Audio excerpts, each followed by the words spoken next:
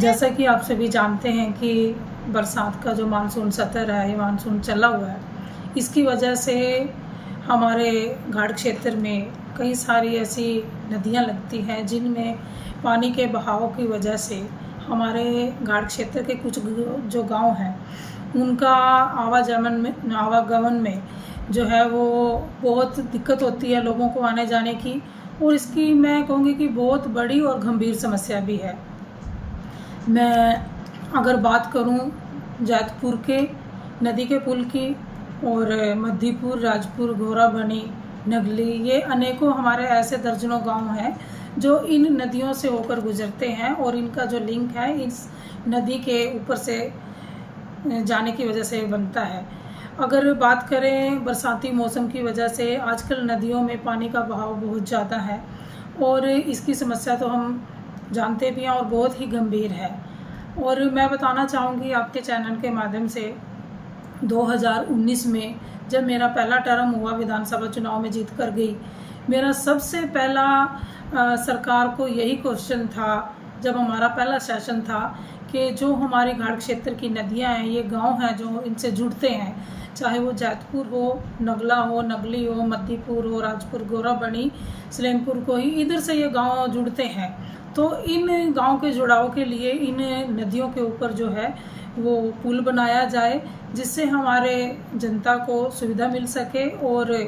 लोगों को आने जाने में सुविधा मिल सके। और जो हमारे खास करके बच्चे, अगर मैं बात करूं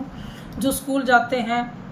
और बात करूं अगर किसी भगवान ना करे किसी व्यक्ति की तबीयत खराब हो जाए तो उनको हॉस्पिटल जाने में भी दिक्कत होती है, छोटे छोटे बच्चों को स्कूल जाने में भी दिक्कत होती है। तो ये बहुत बड़ी गंभीर समस्या है, और मेरा सरकार से यही डिमांड रही है, यही मांग की है मैंने हमेशा ही विधानसभा सेशन में कि इन नदियों के ऊपर पुल बनाया जाए ताकि लोगों को समस्या हो कि जो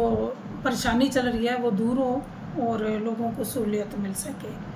और मेरा अभी भी जो हमारा मानसून सत्र चलेगा उसमें भी सरकार को मैं यही कहना चाहूँगी, अपनी डिमांड भी रखूँगी माननीय मुख्यमंत्री जी के सामने कि हमारी इन घाट क्षेत्र की जो नदियाँ हैं, जो खास करके जैतपुर की नदी,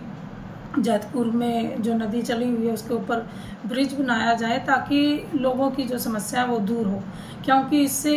दर्जनों गांव इस नदी के जुड़ते हैं और जो लोगों की आने जाने की समस्या वो दूर हो सकती है अगर इस पे सरकार के माध्यम से फंड देकर पुल बनाया जाए। देखिए, मैं तो यही कहना चाहूँगी कि मैंने पिछले टर्म में भी हमारे जो उप मुख्यमंत्री थे आदरणीय दुष्यंत चौटाला जी, उनसे भी मैं अपने क्षेत्र के विकास के लिए मिली थी,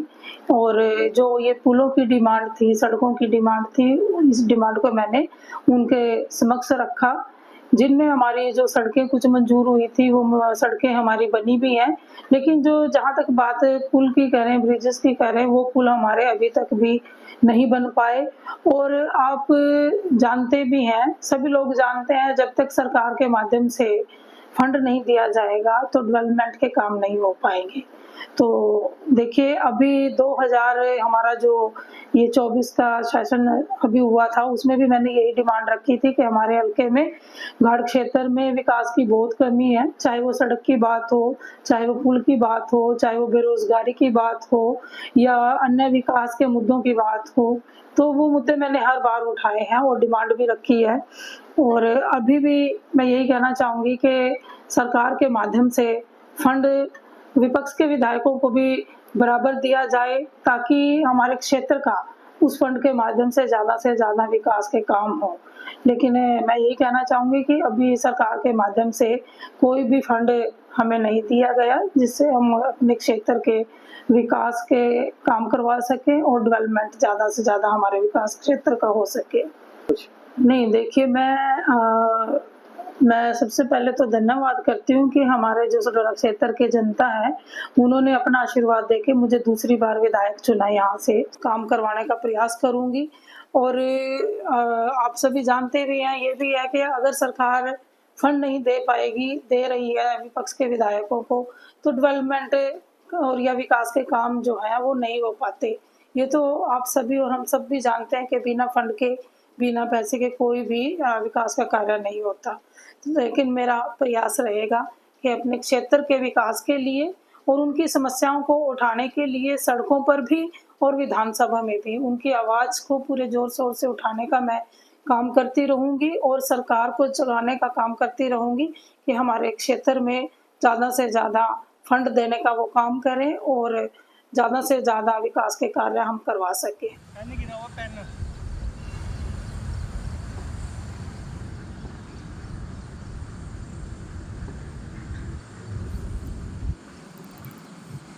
कहाँ से यहाँ नीचे?